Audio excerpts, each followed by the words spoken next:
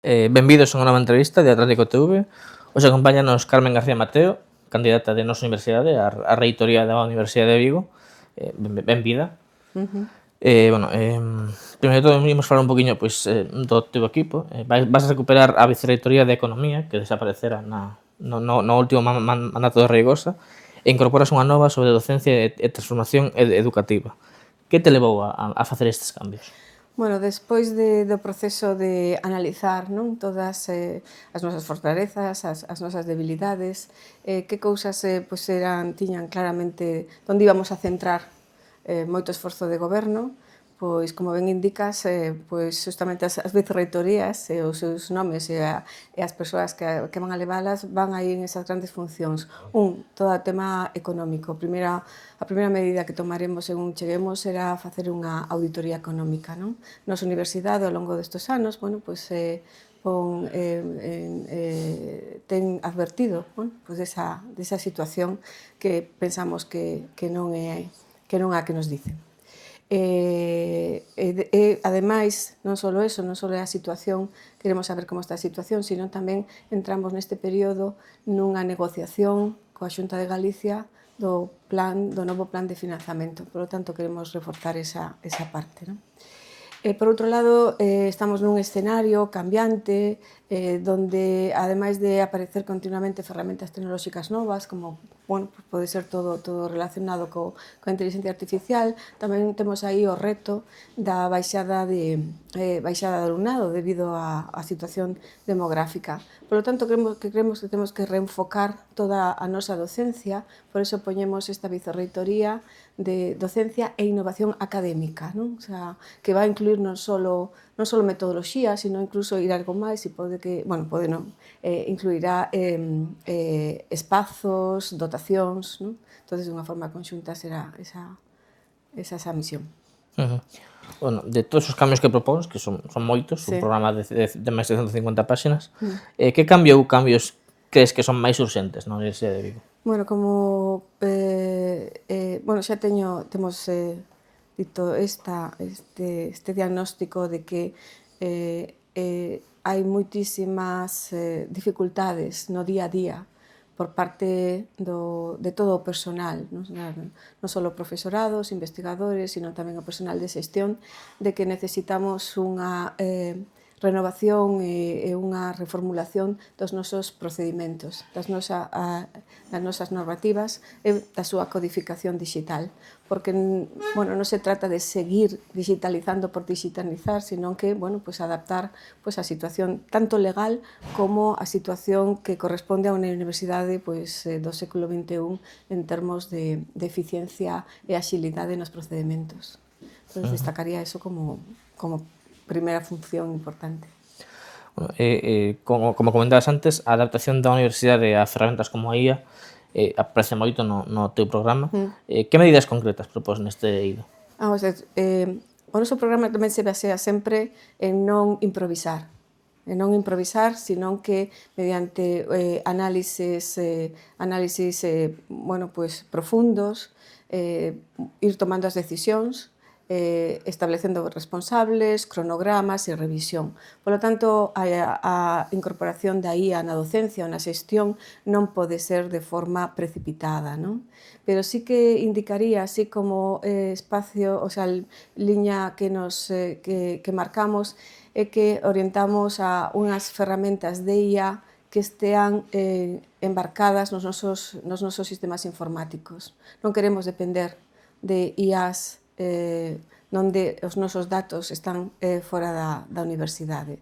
Bueno, pois esa sería como, digamos, un principio básico de funcionamento, non? Neste momento na universidade xa hai en marcha proxectos piloto de incorporación da IA na docencia. Seguiremos esa senda para estendelo a todas as titulacións. Falas no programa de transformar a Vigo tras 8 anos deste goberno de Patxi Reigosa. En que estado dirías que se atopa a universidade? A universidade está en un estado, así, en global, eu diría que somos unha universidade excelente, tanto en docencia como en investigación como transferencia. O que pasa é que queremos ser mellor. E para ser mellor, bueno, pois este paso de mellorar a nosa xestión é un paso moi importante porque vai posibilitar que os tempos, por exemplo, como por dando pinceladas, non? Pois que os nosos investigadores non estean atrancados en burocracia, en procedimentos, non? Continuamente, de forma que interrumpe o traballar, bueno, pues estean dedicados plenamente á investigación e á transferencia. E o mesmo pasa co tema de todo o relacionado con docencia, non? Entonces, a universidade en todos os campos, en algúns incluso destaca sobremanera sobre as outras universidades do SUC españolas, pois seguiremos aí esa senda de excelencia, pero con mellores ferramentas e mellor xestión.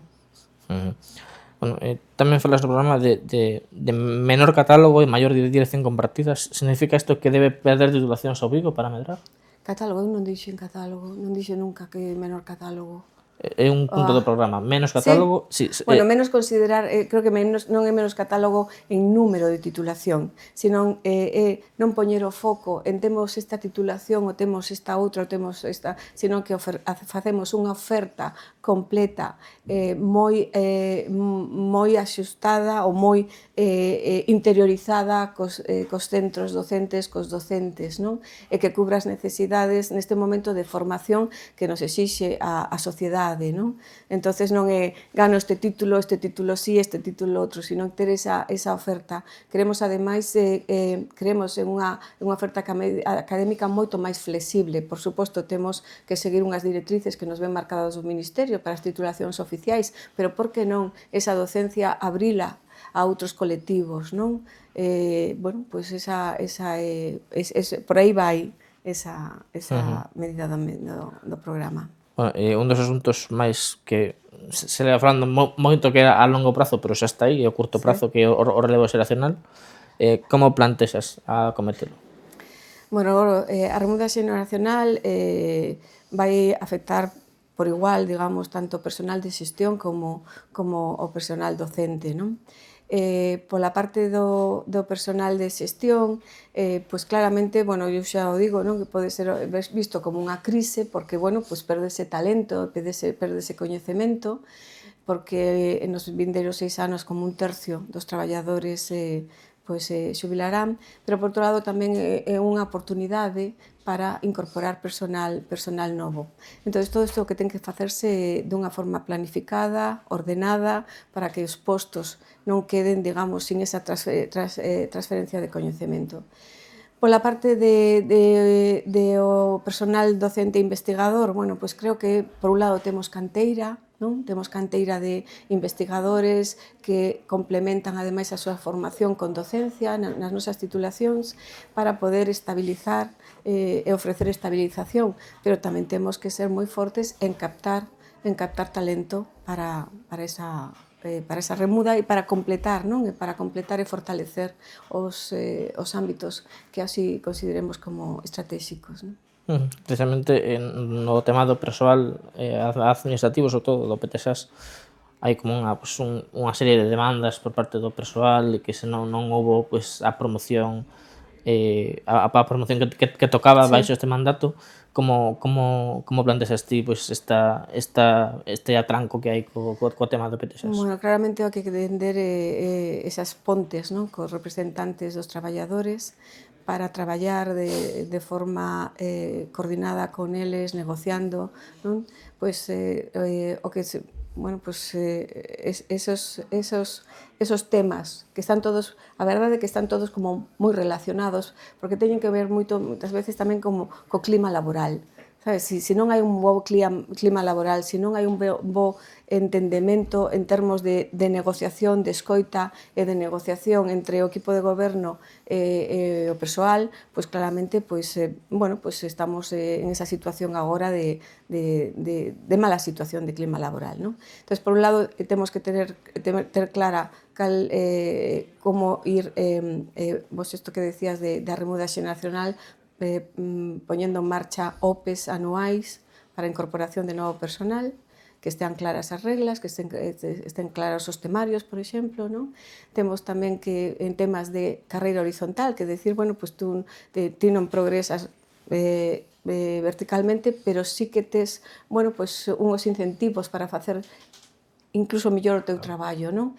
Polo tanto, eso ten que ir moi relacionado con un plan de formación, que nos últimos anos pois a formación non está ben planificada, bueno, pois hai que darle a eso un bo pulo, non? Polo tanto, bueno, ves que todo se basea moito en mellorar a organización. Unha das vicerreitorías que plantexas sobre todo para a vida universitaria, que medidas van neste plan? De estudantes e vida universitaria. Bueno, pois nos queremos, non? Bueno, pois un obxectivo que o temos moi presente é que a experiencia vital dos estudantes na Universidade de Vigo, estamos pensando, bueno, pois en primeira instancia os de grado, pero tamén os de máster, o terceiro ciclo, o cuarto ciclo, a Universidade Senior, non? Pois é unha experiencia completa, non só ir ás aulas, despois estudiar e sacar a carreira adiante, non? Sino que queremos que sea unha experiencia completa. Para eso temos que prestarlle moita atención á calidade das instalacións. E nomeadamente aí, bueno, pois voume referir ás bibliotecas, non? Pasar a considerar as bibliotecas como uns espacios de estudio individual, pero tamén de estudio para traballar por proxectos, de interrelación de estudiantes de distintas titulacións, incluso, por exemplo, me comentaban os estudiantes do cuarto ciclo, non, do programa de maiores, que para eles estar en contacto coa xente nova é enriquecedor, e eu estou convencida que tamén do outro lado, non? Pois esas bibliotecas como espacios de convivencia. Outro punto que resaltaría é todo o tema da atención psicopedagóxica, non? Que nos últimos anos pois a universidade, por unha serie de cuestións, pois deixou de prestarlle tantos recursos ou incluso a organización non é a máis axeitada, pero que é necesaria e que, bueno, nós non queremos que ninguén deixe os estudios por falta de recursos ou por falta de atención psicopedagóxica, non? No campus de Vigo, imos centrarnos nunha preguntiña no campus de Vigo, que plans tes para ETEA e para Vigo Tecnolóxico, que son eses dous proxectos que están un pouco en pausa? Sí. Bueno, creo que hai que reactivalos, non? Campus do Mar, porque máis que de TEA, ETEA, como eu digo, é unha peza do puzzle do Campus do Mar, que é un ecosistema de investigación mariña no que a Universidade de Vigo lideraba e ten que seguir liderando. Ten que colaborar cos parceiros, cos outros parceiros, universidades estranxeiras, co CSIC, non? En darlle ese pulo que necesita o ecosistema de investigación mariña. Tamén está a parte de docencia, por suposto, non? Porque a investigación, sobre todo de máster e doutoramento, está moi ligada, a docencia de máster e de doutoramento está moi ligada coa investigación. Polo tanto, necesita Campus do Mar volver a ser ese instrumento de coordinación de toda de orquestración de todos os axentes e que estea liderado pola Universidade de Vigo. Os edificios de Atea, están aí como prometidos desde fai 20 anos. Claramente, si desta vez non, pois a dotación económica é suficiente, pois é esa peza que completa, non? Pois, é unha peza moi importante. E, esperemos que sí, e que seamos nós os que poñamos en marcha actividades neses edificios. E por parte de Vigo Tecnolóxico, quizá tamén lle falta un pulo en este senso de que se volva que se considere como ese orquestrador de toda a investigación en tecnoloxías que se desenvolven basicamente, fundamentalmente, nas escolas de enxeñería, non? Xa para rematar, o reitor ou reitora que saia das eleccións deste mes de maio terá que tomar unha decisión en 2029 sobre medicina. Seguir coa descentralización ou plantexar un grado propio. Cal é a túa postura? A nosa postura desde o primeiro día foi apostar, foi decir que estamos preparados para poñer en marcha os estudios de medicina, de grado, de posgrado e de doutoramento, porque consideramos que, bueno, pues, ten que implementarse todos os tipos de estudios, non? Esa será a nosa postura no ano 2029, ou, se non antes, non? Porque hai que ver como vai este acordo de descentralización.